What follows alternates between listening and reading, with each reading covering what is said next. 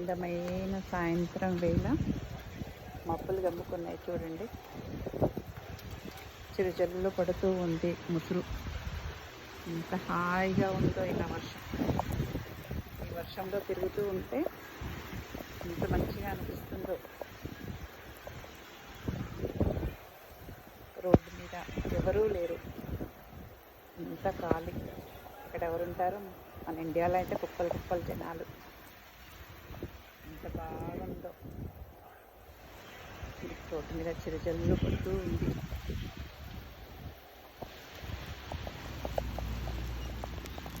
ఆ రోజు కూడా డ్యాన్స్ చేస్తుంది గాలికి. ఈ రోజు డ్యాన్స్ చేస్తుందా?